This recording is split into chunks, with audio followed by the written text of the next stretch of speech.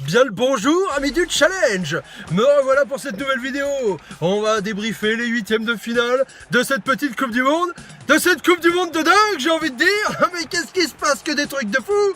On va commencer par ce qui nous intéresse le plus. L'équipe de France. Avec du gros Mbappé.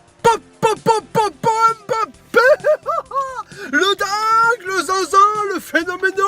Le mec qui nous a fait un match énorme. Mbappé, ballon d'or ou quoi? Non mais il a été génial, il a été l'arme fatale en compte, le dingue. La presse n'en a que pour Mbappé. C'est le fou, c'est le zinzin. Au Brésil, liberté, égalité, Mbappé. Non mais c'est des dingues les Brésiliens. Voilà, on a berné les Argentins, ils méritaient que ça. De toute façon, ils sont zéro depuis le début, et voilà, et puis c'est comme ça. Qu'est-ce qu'on a? Messi, zéro, Messi, le fantôme de Messi, de toute façon en sélection, il est zéro, Messi. Enfin, en tout cas, sa sélection, elle fait rien, jamais rien, elle fera jamais rien, il gagnera jamais rien. Donc voilà, bon, alors tout le monde avait les bleus, hein, bon, donc ça ne vaut rien niveau challenge, même Tsup, le mauvais français du challenge, qui n'est pas si mauvais que ça, parce qu'il les a quand même mis vainqueurs de la Coupe du Monde, alors qu'il les a mis deuxième du groupe. Bon, il voulait absolument un France-Brésil en finale, il l'aura pas, c'est pas grave. Maximus et Bécham perdent leur vainqueur de Coupe du Monde, pas d'Argentine jusqu'au bout, c'était un petit peu prévisible quand même. Mais Julie, Arturo, tombent pas, les Bécheux perdent leur Messi meilleur buteur. Et Arturo et Tom Tom perdent leur finaliste. Voilà, donc ça leur fait bien mal, mais c'est comme ça, ils méritent que ça. Et de toute façon, on est des dingues. Non mais le but de Pavard, j'ai pas parlé du but de Pavard. Non mais le dingue, le zinzin, la reprise du fou. C'est énorme. À noter que c'est le premier but de l'équipe de France avec une frappe de l'extérieur de la surface depuis 20 ans, avec le but de Thuram contre la Croatie, qui était aussi un latéral droit comme Pavard. Non, enfin voilà, donc c'est énorme. Pavard superstar, Pavard, et j'ai appris aujourd'hui qu'il a déjà signé au Bayern. Du coup, enfin pas pour l'année prochaine mais celle d'après, mais c'est ignoble quoi, c'est ignoble, c'est Pavard le zinzin. Voilà, donc bon, ben, en gros on les a bien bernés, même si ça a été un peu chaud à la fin. Bref, parlons des autres matchs. Uruguay-Portugal. L'Uruguay l'a mis bien au Portugal. Cavani, bim, un but, deux buts et blessé. Comme ça, il ne fera pas le match contre la France. Ça, c'est bien. Bon, Cristiano Itzaver, il a mis 4 buts. Bon, mais à part ça, pas grand-chose. Messi Itzaver aussi, ben voilà, c'est pour ça. Les soi-disant extraterrestres, là, qui rentrent chez eux, ça leur fait... C'est déjà bien. Déjà qu'ils avaient eu de la chatte de gagner l'Euro, hein, le Portugal, alors faut pas trop quand même. Bon, on est 10 à avoir l'Uruguay, donc 10 sur 26, et ça fait une jolie petite cote, 3,7. Sinon, après, qu'est-ce qu'on a d'autre comme quart de finale? Après, c'est la foire au PK, Croatie-Danemark. Croatie-Danemark avec les PK, bien sûr, avec 2 buts.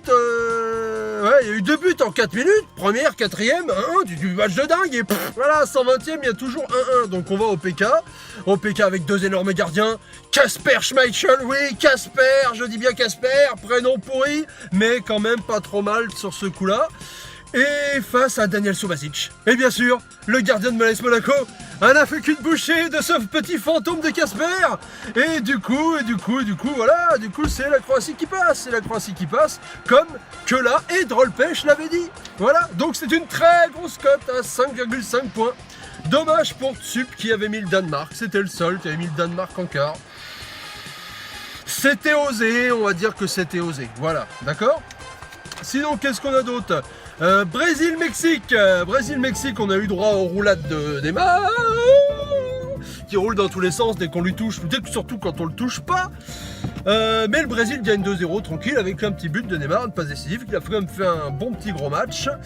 Voilà, tout le monde a le Brésil, c'est la seule équipe que tout le monde avait mis. Ah non, c'était la seule équipe que tout le monde avait mis en 8ème.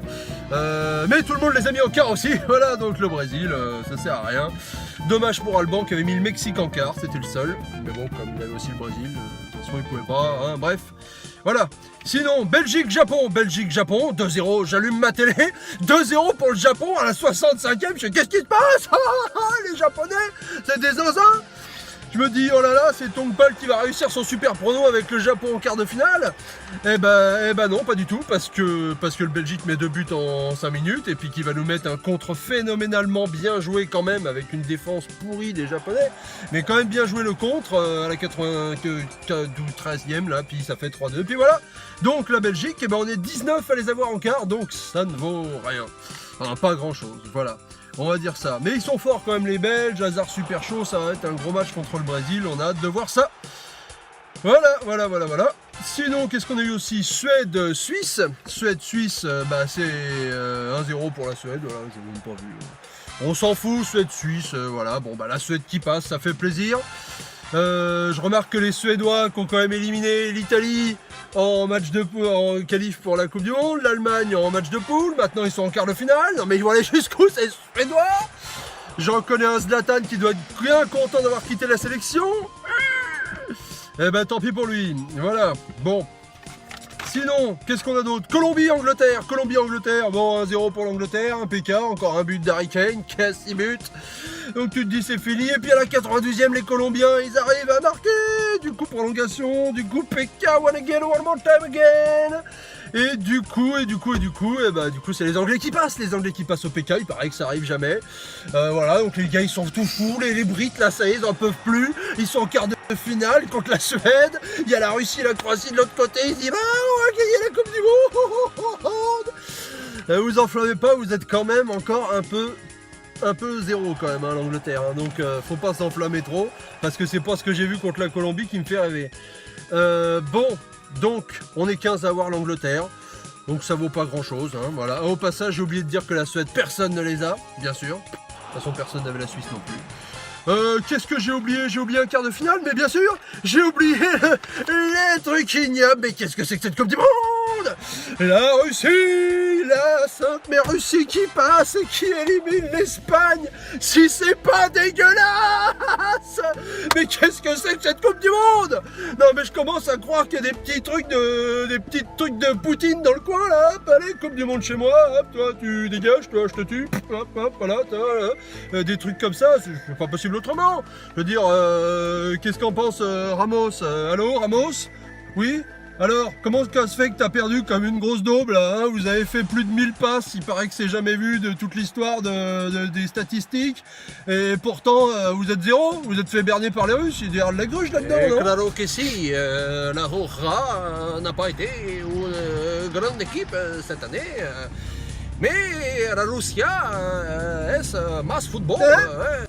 Et la disparition de vos parents, juste avant, on en parle ou pas là? Ils sont revenus? Vous les avez retrouvés? No, eso es el padre, come el padre.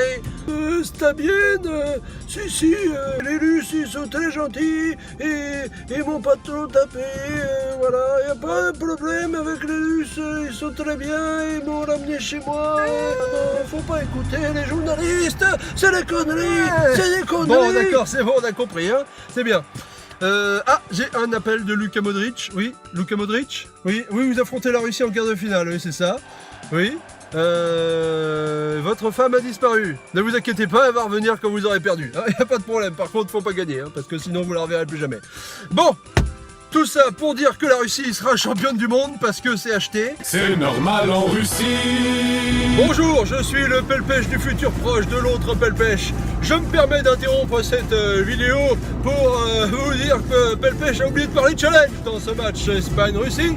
Donc, je dois quand même féliciter Bibic, Juju et Kiki qui ont la Russie en quart de finale. Eh ben, fallait le tenter, c'est pas mal. Bon, par contre, et je félicite particulièrement Bibic qui avait prévu la confrontation Espagne-Russie et qui avait prévu que la Russie éliminerait l'Espagne. Ça, c'est du bon football. Sinon, donc c'est une jolie cote. Sinon, on peut quand même dire aussi que Nalan, Juju, Dave Bond et Alban perdent leur finaliste de Coupe du Monde et c'est ballot pour eux. Et on peut aussi dire aussi autre chose, c'est que Kiki perd son vainqueur de Coupe du Monde.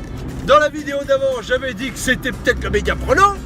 Eh ben pas du tout, c'est un prono pourri. Voilà, je vous laisse retourner voir le Pelpèche du passé qui va vous raconter la suite de la vidéo. Et voilà, donc on en est où dans ces histoires-là, hein? Et ben, au classement du challenge, que là, toujours premier. Il perd son champion du monde dès le début et son meilleur buteur, mais le mec, il est toujours là. Il a envie d'aller jusqu'au bout, il a envie que la Croatie soit championne du monde pour gagner son trophée. Voilà. Bon, et ben c'est bien. Drôle-Pêche deuxième, Drôle-Pêche chez moi. Donc, toujours présent, toujours bien. Et Gypsy dernier. Ah non, pardon, Tup toujours dernier, je dis une connerie. Mais Gypsy pas loin derrière, parce que Gypsy, il est horrible. Donc, ce n'est pas fini. Tup ne finira peut-être pas dernier cette année. Et pour le God of Fushebo, pour ceux que ça intéresse, Drôle-Pêche est toujours en tête, est toujours bien parti pour enfin décrocher ce trophée qui lui échappe depuis 10 ans. Avec 20 points d'avance sur Nalan et 32 sur Devbond. Donc, j'ai envie de vous dire, Cavani est blessé, allez les Bleus, on va les mettre bien les Uruguayens, on va après être en demi-finale et ça va faire plaisir. Donc allez la France, et à bientôt dans le monde merveilleux du challenge Fushebo.